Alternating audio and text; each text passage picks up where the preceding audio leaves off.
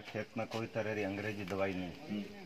शुरुआत में फसल लगाओ जन आजकल ब्रीडिंग रा बीज आवे जने किसान ने बड़ी दिक्कत आती है, तो किसान को बड़ी दिक्कत आती है। मैं आपके लिए सबको हिंदी है, आपके लिए हिंदी में बताऊं। किसान को बहुत बड़ी परेशानी होती है, उसकी फसल बढ़वार नहीं करती है, जमीन में कई तरह के पोषक तत्व न्यूट्रिएंट कम है।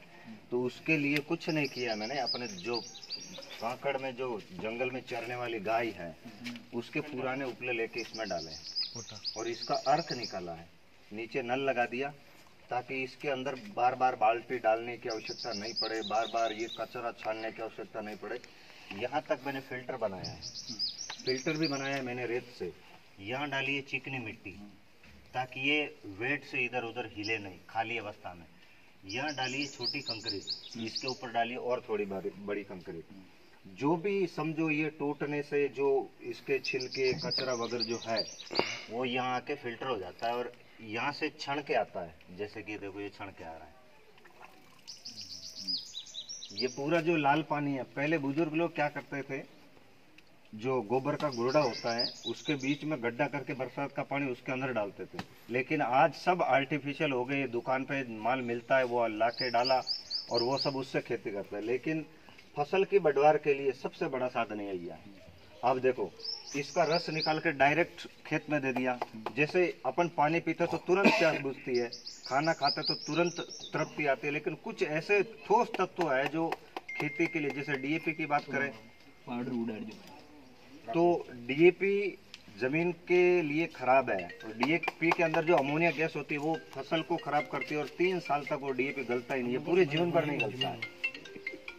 इसका जो पानी है जैसे ही पौधे की जड़ में गया, वाटर रूट सीधा पत्तियों के साथ खाना बनाकर पूरे पौधे का पोषण करती है। अब ये 5 बार बनेगा, 20 किलो उपलों में 5 बार इसका रस निकल जाएगा। पीछे जो ये कचरा बचा है इसको निकाल के जहाँ हमने वर्मी बेड लगाई है अंदर पड़ी है उसके अंदर डाल देंगे। पानी भी निकल गया, केंचुए भी जिंदा हो गए। अब अपने फसल के लिए और पोषक तत्वों की कमी है, क्योंकि आयरन, आज देखो प्रेग्नेंट जो औरत होती है सबसे पहले उनको आयरन की गोली देता है डॉक्टर लोग, सबसे पहले देते हैं। ये आयरन की कमी कहाँ से पैदा हो गई? जब से किसानों ने यूरिया डीएपी का प्रचलन चालू कर दिया और जो जमीन के अंदर जो खनिज तत्व है, जो पोषक तत्व है वो नष्ट होते चले जा रहे हैं। और आज देखो जितनी खरपतवार की समस्या आज से 20 साल पहले नहीं थी और आज उस खरपतवार की समस्या है। फसल के अतिरिक्त जो खरपतवार उगता है उसको कैसे कम करें? तो मिट्टी ली है मैंने, जो पहले हमारे यहाँ दीवार के ऊपर नीपते थे जिसको गेरू मिट्टी कहते हैं, आपको तो पता है। गेरू मिट्टी इसके अंदर डाला है, इसमें सिलिका और आयरन है, ये अपनी फसल को मिलता है। और इसको भी निकालने का तरीका यही है, ये बूंद बूंद करके। अब इसके भी नीचे फिल्टर लगा हुआ है। रेत चाहे कैसी भी है धीरे धीरे करके इसके अंदर से आ रहा है। अब यहाँ हम जो जो चीज आवश्यकता होती है, मैंने मिट्टी की जो जांच करवाई उसमें कितने पोषक तत्वों की कमी है उसके हिसाब से मैंने सारे बना दिए। इसके अंदर डाली है अपने हवन की सारी राख, हवन की राख, नारियल की जली हुई राख। इसके अंदर विज्ञान कहती है और प्रयोगों द्वारा सिद्ध है। ऐसा अपन कहता है ना कि जहाँ दवा काम नहीं करती है वहाँ दुआ और राख काम करती है, तो ये इसके अंदर डाली। इसके जो 17 न्यूट्रिएंट है हर सिंचाई के साथ खेत में देने से फसल की चौड़ाई, फसल का विकास, फूलों का आकार सब कुछ बढ़िया रहता है। बाजार जाने की आवश्यकता नहीं है। जैसे जैसे लोगों ने मेरा सपोर्ट किया कि आज ये चीज आप बनाओ, उनको लेकर मैं आगे बढ़ता गया। जैसे जैसे लोगों ने मेरा सपोर्ट किया वैसे वैसे मैं ये सब लाके तैयार करता रहा। कैल्शियम और सल्फर, सल्फर की कमी से देखो अब इस समय सभी फसलों में सल्फर की कमी है, क्योंकि सल्फर आकाश से बरसता नहीं है। सल्फर एक ऐसा तत्व जो मिट्टी से ही निकलता है और मिट्टी के अंदर ही, जैसे अपन कई किसान भाई ग्रामीण इलाकों में जिप्सम मिट्टी डालते हैं, मैंने इसके अंदर ही 50 किलो मिट्टी डाल दी और ये 50 बीघे के लिए 3 साल चलेगी। 50 बीघे के लिए 50 किलो 20 साल चलेगी। ये कॉम बहुत खतरनाक है। ये इसके अंदर डाला मैंने, इसके अंदर डाला मैंने एक ऐसा लिक्विड जिसको वेस्ट डीकंपोजर कहते हैं।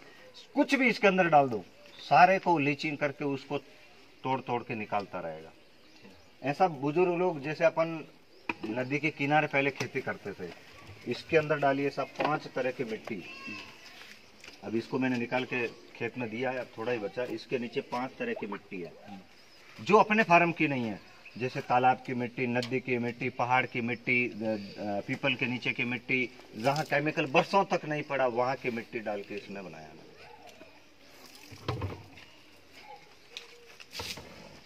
अक्सर हमारे यहाँ किसानों को बड़ी परेशानी होती है, नील गाय बहुत परेशान करती है। हाँ नील गाय, हाँ, जहाँ से वो अंदर घुसती है वहाँ तो नुकसान करती ही करती है, लेकिन जिस फसल को मुंह मार देती है वहाँ उस फसल का विकास रुक जाता है। तो मेरे दादाजी एक बार यहाँ भैंस बांध रहे थे, तो भैंस की एक बहुत गंदी आदत से खूंटे से उसको मुंह से खुला देती थी। मेरे दादाजी ने उस भैंस का गोबर उसके ऊपर चिपका दिया। मेरे को ये आइडिया आया, मैंने कहा अगर ये नील गाय अपनी फसल को नुकसान करते तो क्यों नहीं नील गाय का गोबर अपन इस्तेमाल करें। इसके अंदर डाला, इसका लीचिंग किया,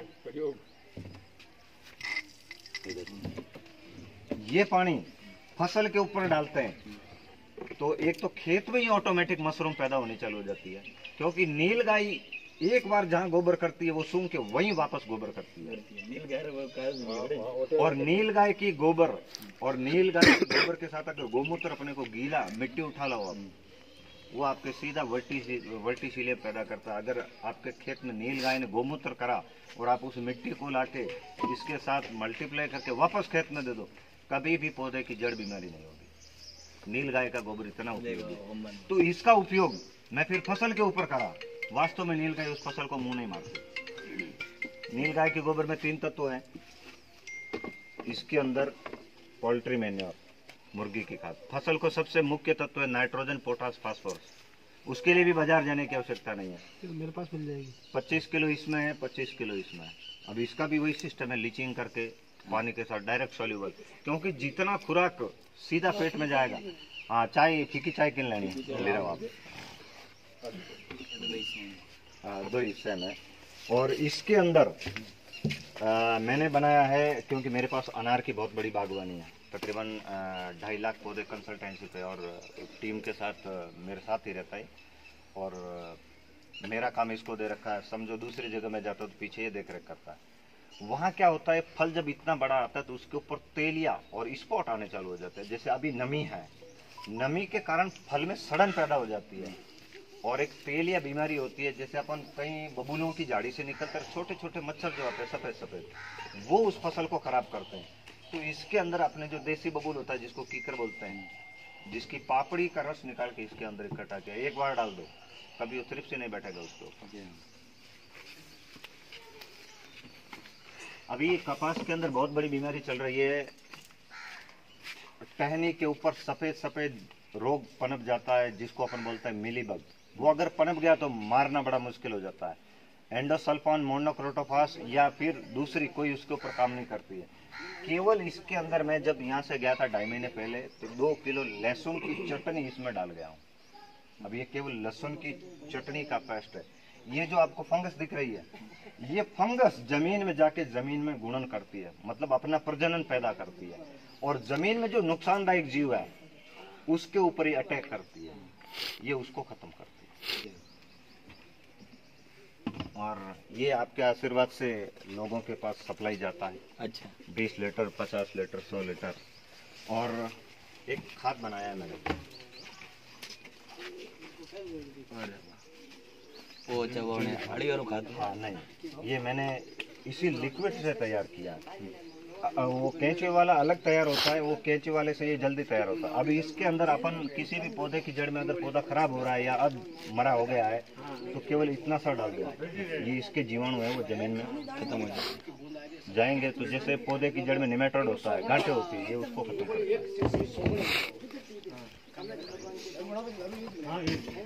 ये है जिंजीरोन तत्व, ये अक्सर जीरे की फसल के लिए मैं देता हूँ, और महुआ का अर्क जिसकी दारू बनती है। ये 2 चीज ऐसी है, किसी भी कीट की समाप्ति के लिए, जिस भी पेड़ की, जिस भी पौधे की जड़ खराब होती है, उसमें जिंजीरोन, जिंजीरोन का मतलब होता है अदरक, PGPR, प्लांट ग्रोथ प्रमोटर।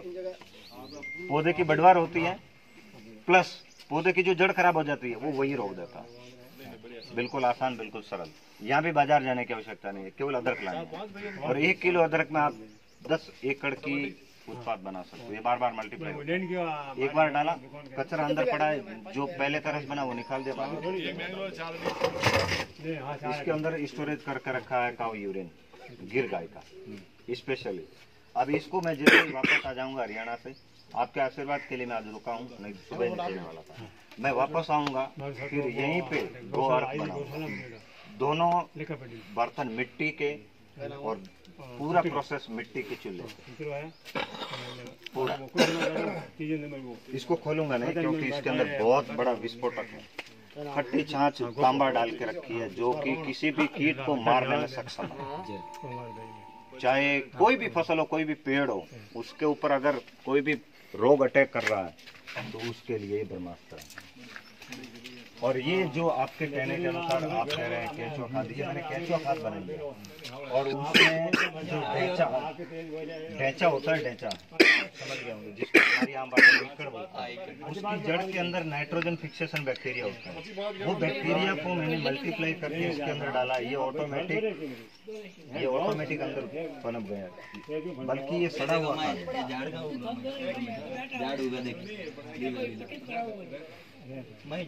जबकि ये पूरा सड़ा हुआ है, इसके अंदर कुछ नहीं है, ये अपने आप ही पैदा हुआ है। और ये जब जमीन में जाएंगे ना, तो जमीन के जो बैक्टीरिया है ये इसको खाएंगे, इसको खाते ही वो मल विसर्जन करेंगे, वो मल भी वैसे ही बनेगा।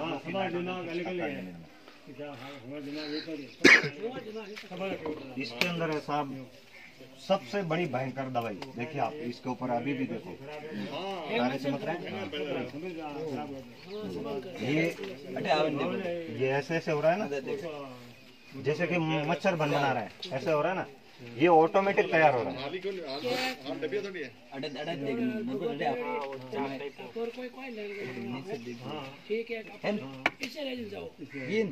दिख रहा है ना, अभी देखना ये बातें तो पूरा बात नहीं रहती क्योंकि मेरा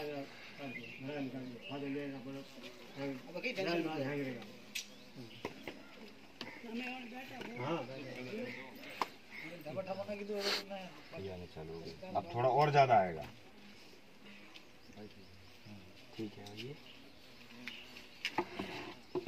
इसका उपयोग घर में, बाथरूम में, जानवरों के ऊपर, इंसान के ऊपर, यहाँ तक कि एक मेरे कोई मिलने वाले, उनके विकलांग बच्चा उठ नहीं सकता, बैठ नहीं सकता, सोने की वजह से पूरा शरीर गिल्ला गिल्ला हो गया और अंदर कीटाणु पैदा हो गए। मैंने कहा ये वेस्ट डीकम्पोजर लगाओ। 2 दिन तो उन्होंने विश्वास नहीं करा क्योंकि ये बना है काले वाले गुड़ से और इसमें थोड़ी हटके स्मेल आती है, तो फिर मैंने बनवाया खाने वाले गुड़ से और आज वो बच्चा एकदम स्वस्थ है। सारा दर्द खत्म हो गया, सारे घाव खत्म हो गए। ये है फंगीसाइड कंपोस्ट। इसके अंदर है 13 से 14 तरह की मिट्टी, रॉक फॉस्फेट वगैरह और नीम की खाद और नीम की निम्बोली। ये खेत में डाल देते हैं, इससे दीमक, व्हाइट ग्राफ जो जड़ खाता है, ये उसके और पौधे की के लिए। ये है माइक्रो न्यूट्रिएंट। जैसे इंसान को अतिरिक्त उत्पादों की आवश्यकता होती है, केवल रोटी के, सब्जी के साथ तेल, सब्जी के साथ लहसुन, सब्जी के साथ प्याज। इसमें 3 तरह की दाल, 3 तरह के अनाज, 3 तरह की खड़, 1 किलो राख, 1/2 किलो हल्दी और 1 किलो सेंधा नमक, 1 किलो चूल्हे की राख और आधा किलो दीमक की मिट्टी, इसमें फास्फोरस होता है, 1 किलो पीपल के नीचे की मिट्टी। ये नाइट्रोजन जो बाजार से लोग यूरिया खरीद के लाते हैं, मुझे बाजार जाने की आवश्यकता नहीं, बाजार से यूरिया नहीं खरीदना। जो ढैंचा होता है, ढैंचे के अंदर की जो जड़ें होती है, उसकी जड़ों का रस मैंने यहाँ इकट्ठा करा। कैल्शियम और फास्फोरस जी, ये ऑटोमेटिक अपने आप तैयार हो रहा है। अब इसके अंदर मैंने डाला बॉन, मृत गाय की, क्योंकि कैल्शियम और फास्फोरस सबसे ज्यादा नेचुरल उसमें ही होता है। अब इसके अंदर बना रहे हम 5 पत्ती काढ़ा। जैसे गुरुजी कल आप बता रहे थे, आकड़ा, धतूरा, नीम, जो भी खारी है जिसको गाय नहीं खाती, जिसमें पॉइजनिक तत्व है, उसका हम रस यहाँ तैयार करेंगे। ये तैयार हो जाएगा तो फिर फसल के अब इसमें केवल बनाएंगे जीरे के लिए, क्योंकि जीरे को अभी नवंबर में जीरा बुआई करेंगे। पहले मैं वो सारे तत्व तैयार कर लेता हूँ ताकि मेरे को बाद में फील्ड में विजिट करना पड़े तो मेरे फिर दवाइयाँ कौन बनाएगा, सारी व्यवस्था। ये इसमें ये ऑटोमेटिक तैयार हो रहा है। कभी कभी ऐसी स्थिति होती है कि फसल में पीलापन आ जाता है। जैसे कि पुराना तरीका था कि किसी भी फसल के ऊपर फूल आते हैं लेकिन गिर जाते हैं अकारण, तो इसमें मैंने गधे की गोबर डाली है। ये अभी किसी को पता नहीं है, कौन सा भी साइंटिस्ट आ जाए, लेकिन इसके अंदर से बैक्टीरिया कोई पता नहीं कर सकता। देखिए, गधा गोबर करता है उसकी हटके स्मेल आती है, घोड़ा गोबर करता है उसकी हटके स्मेल जाती है, मतलब वही तो बैक्टीरिया है। अपन गाय गोबर करे, भैंस गोबर करे, दोनों ये समान है। केवल इतना पता कर सकते, गाय का गोबर ऊपरी थोड़ी जो परत होती है वो बैक्टीरिया वाली चिकनी होती है, भैंस का बड़ा होता है, यही फर्क है, लेकिन पता नहीं कर पाते। इसका जो रंग है, निकालूंगा नहीं मैं, इसका जो रंग है पड़ा पड़ा ही अपने आप हरा हो जाता है। जब ये किसी भी फसल को देते हैं तो आपकी फसल चाहे कितनी भी पीली पड़ी हो, जिसमें सल्फर की कमी हो, ये उसको दे देता है। किसी भी आदमी को पहले पीलिया होता था, जॉन्डिस होता था, उसको गधे की लीद पिलाते थे। सही बात है, बिल्कुल सही है। तो फिर अपन पहले ही फसल को दे दो ना, तो पीलिया कैसे आएगा? फसल में पीलिया नहीं तो फिर अपने में कैसे आएगा? जमीन ही स्वस्थ नहीं है तो फिर अपन कैसे स्वस्थ? दिमाग देख, बहुत अच्छी। मेरी बात सुनो, ऐसी पढ़ाई करो, मैं तो बच्चों को हम सपोर्ट करेंगे आपका। कुछ इंडिया के अंदर ऐसी चीज लाओ। एक बात कहूँ, आज साइंटिस्ट इंडिया म्हणजे इंजीनियर है, इंडिया रहा फसल रहा तो इंजीनियर और ये सब भेजा हमारी सप्लाई में जाता है। और ये गोबर जो भी बचा यहाँ से निकला, मैंने यहाँ डाल दिया, सारा कचरा यहाँ डाल दिया। अब इसके अंदर भी बरसात का पानी गिर गया, तो बरसात के पानी के अंदर सभी पोषक तत्व, नाइट्रोजन सबसे ज्यादा होता है, और गोबर का पानी। अब इसको फिल्टर कैसे करूंगा? इसको फिर छानने की आवश्यकता नहीं है। बोरी जैसे